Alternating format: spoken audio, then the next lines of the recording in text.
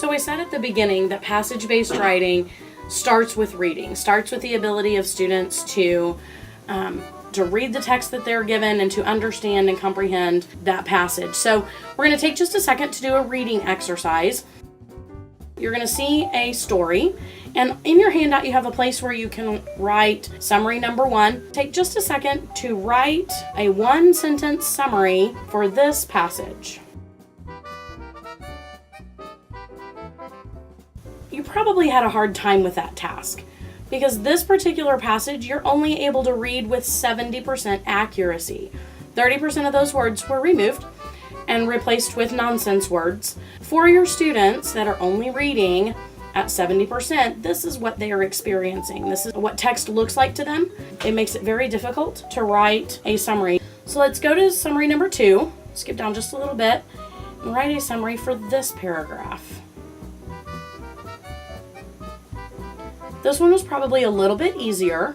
You were able to read this one with 90% accuracy. Only about 10% of the words were missing. 90% is something we associate with mastery. In school, 90% is an A. It's something that we don't worry about a whole lot about kids that are scoring at 90%.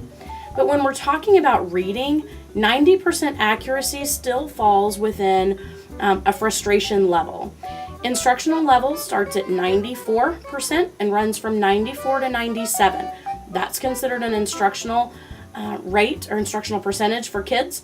So kids who are reading at 90% accuracy still are missing quite a few words, still having a difficult time getting through the passage, which is going to impact their writing. I imagine if you have a summary statement here, that your summary statement is probably very general, doesn't necessarily include a lot of detail. So take just a minute to read this passage. You'll notice that this one was a lot easier to read than the other two because this is read at 100% accuracy.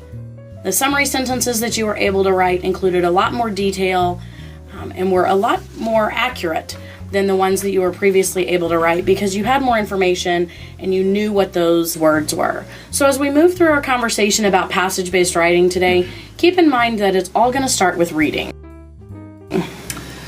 One thing to also think about is how we teach English versus how we are teaching reading.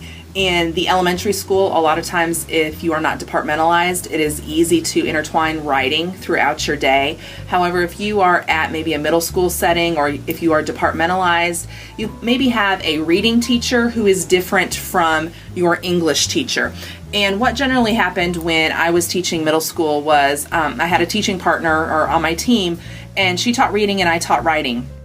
And she would sometimes say, hey, there's this great writing activity after this next story that we're going to do. I'm going to finish the story on Wednesday, so why don't you guys do the writing on Thursday? Say, great, I love collaborating. And so we would try to get together a little bit. But inevitably what happened was there was a fire drill. Class just moved slower. And on Wednesday she would come to me and say, you know what, didn't get that story done today. And that would mess up my lesson plans for the next day and what I had prepared for the students to do. So then we would go back and we would be separate once again. As we're looking at our new standards and as we're looking at what we're asking students to do, writing needs to be included in reading class. It needs to be included in science class. It needs to be included in social studies class, all of our content areas. And teaching English in isolation doesn't really work anymore. So even if you're the English teacher, we need to be having the students read something before they write.